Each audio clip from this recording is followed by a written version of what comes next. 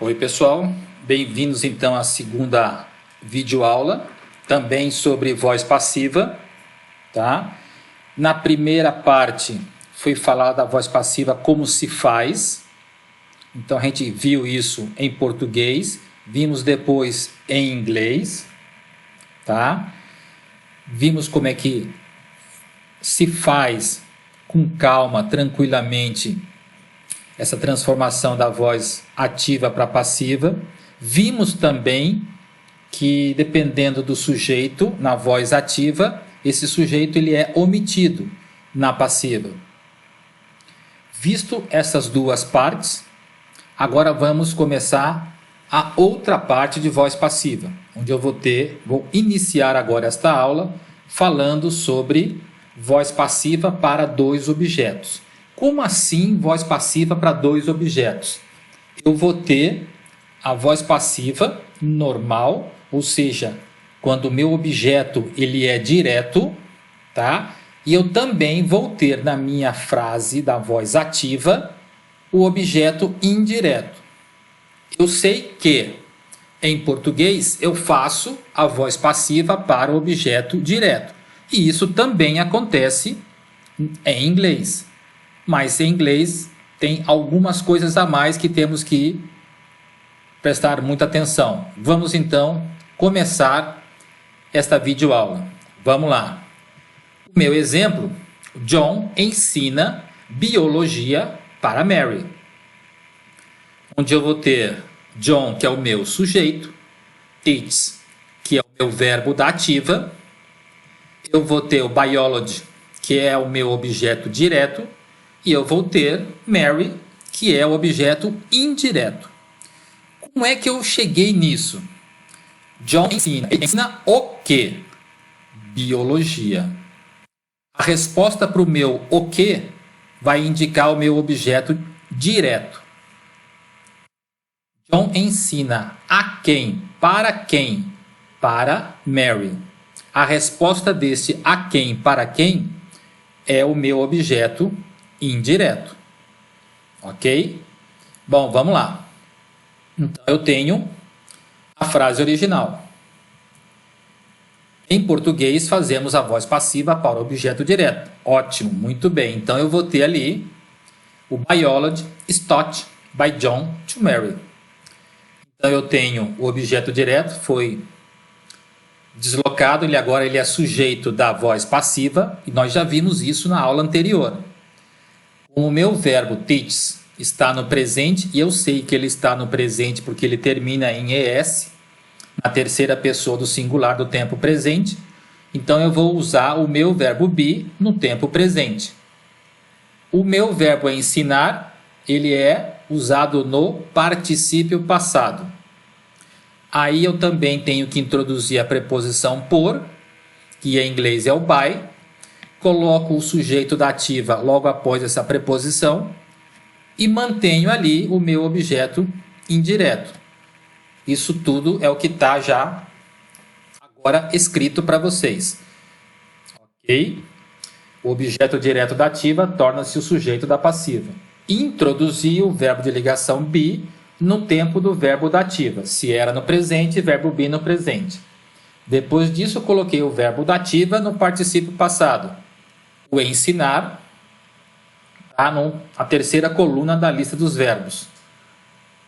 Introduzi a preposição by, que não tinha antes, e depois dela coloquei o sujeito da ativa. E por fim, mantive o objeto indireto no final da frase. Muito bem, está feita aí a voz passiva para uma frase com dois objetos.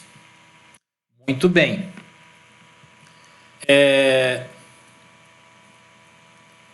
Agora, tá? Eu tenho ela aí, biology is taught by John to Mary. Esta mesma frase, na voz passiva, eu posso trocar a posição do agente da passiva, o by John, com o objeto indireto. Aqui. Biology is taught Mary by John. Muito bem. Vocês perceberam alguma coisa? Como assim? Eu tenho ali o objeto indireto e o agente da passiva. Houve alguma mudança? Houve alguma coisa assim de diferente? Aqui está um pouquinho maior para vocês poderem prestar atenção. O que aconteceu de uma frase para outra? Sumiu o to. Por que isso aconteceu? Quando o objeto indireto está logo após o verbo, o objeto indireto vem apreposicionado. Apreposicionado, o que é isso?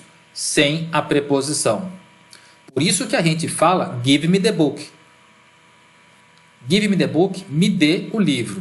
Dê o quê? O livro. Dê para quem? Para mim. Então, dê para mim o livro. Por isso que eu uso give me e não give to me. Ok? Bom, vamos lá. Porém, em inglês, há voz passiva de objeto indireto. Meu Deus do céu, isso não acontece no português. E por isso deve ser estranho ver isso, porque a gente vai ver e vai fazer a tradução. Quando faz a tradução, fica estranho realmente. Por isso a frase na voz ativa poderia ser feita a voz passiva para objeto indireto. Como assim? Então eu tenho a frase original. John ensina biologia para Mary. O que eu faço na voz passiva? Eu pego o objeto e coloco ele como sujeito na passiva. Tá certo? Aqui o exemplo trata da voz passiva para o objeto direto e agora fica do indireto. Puxei o Mary para cá. Por que eu não usei o to? Porque normalmente eu não uso o to para iniciar uma frase. Ok? Então eu vou ter Mary is taught biology by John. A Mary é ensinada a biologia pelo John. E aí eu tenho a minha voz passiva sendo feita usando o objeto indireto. Sim, em inglês isto é possível. Você pode usar e fazer a voz passiva para o objeto direto e ou objeto indireto. Ok? Vamos lá, vamos continuar.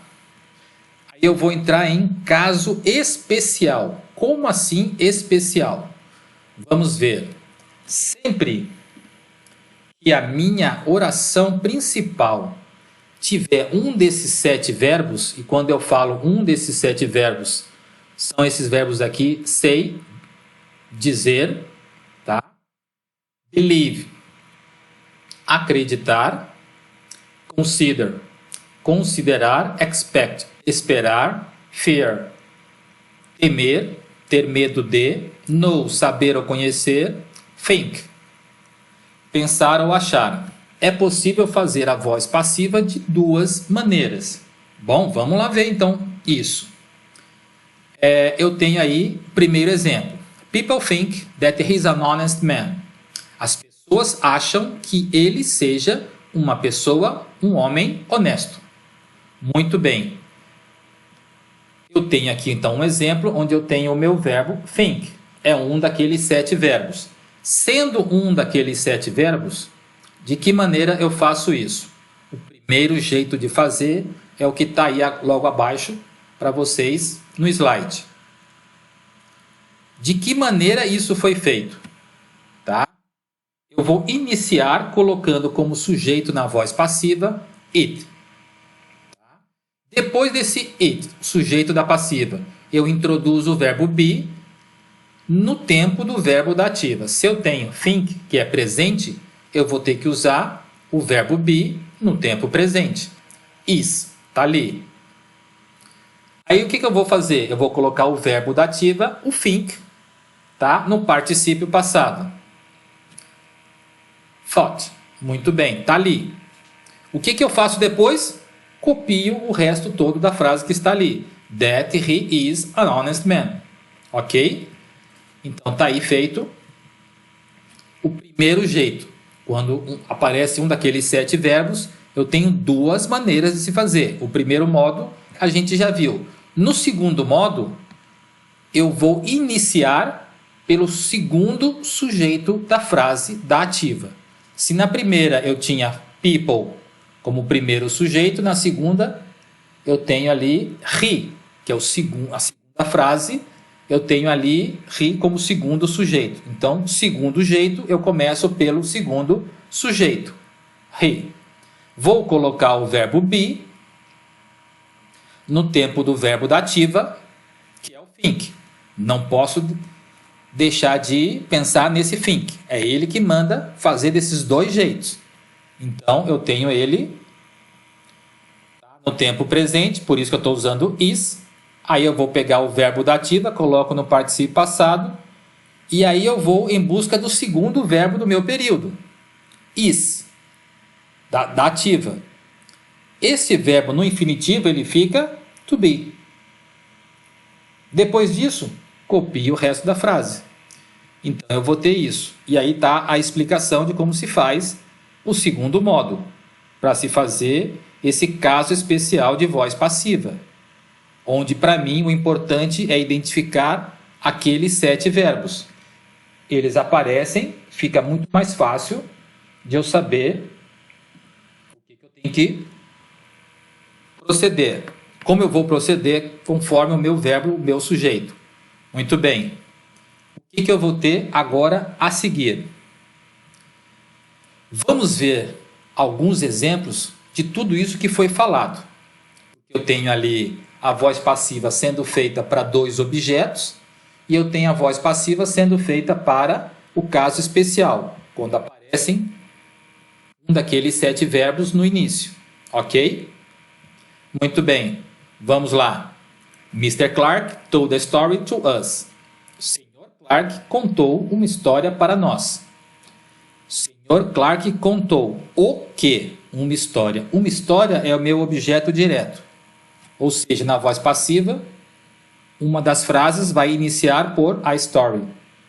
E a outra, to us. Contou para quem? Para nós. Us não pode ser sujeito. Então, eu vou ter que colocar esse us como sujeito na passiva. Ele passa a ser o we. Ok? Então, vamos ver como é que vai ficar a primeira. A story was told by Mr. Clark to us. Eu poderia fazer aquela inversão? Pode, não tem problema nenhum. Ok? Agora, puxando para fazer a voz passiva para o objeto indireto, eu tenho ali, we were told a story by Mr. Clark. Ok? Muito bem. Próximo exemplo. No próximo exemplo, eu tenho ela enviará um cartão para David. She will send a card to David. Ela enviará o quê? Um cartão. Então, a card é o meu objeto direto. Uma das frases inicia pelo a card. Enviará a quem? A David. Muito bem, então a outra frase inicia com David, ok? Vamos ver como vai ficar a primeira frase. A card will be sent by her to David. Detalhe, a card, o meu objeto direto, agora é sujeito da passiva. Will be. Por que will be?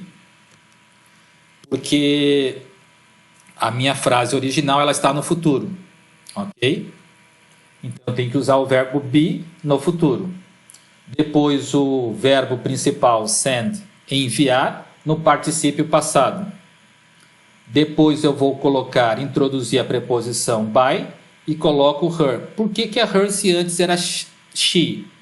She não pode ser usado após preposição. She é pronome pessoal reto. Após preposição, eu tenho que usar pronome pessoal oblíquo. Ok? E depois eu tenho to David, que é o objeto indireto. David agora começa a segunda frase. A voz passiva para o objeto indireto. Will be sent a card by her. Ok? Acho que fica mais tranquilo agora depois desses 2 exemplos. Bom, a seguir eu vou ter exemplos agora usando um daqueles 7 verbos. No caso é o fear, de temer, ter medo de. Então nós temíamos que todos os passageiros tivessem morrido. Muito bem, fear é um daqueles 7 verbos. Então, eu tenho que fazer essa voz passiva de 2 maneiras. A primeira, eu sempre começo com it. Ali.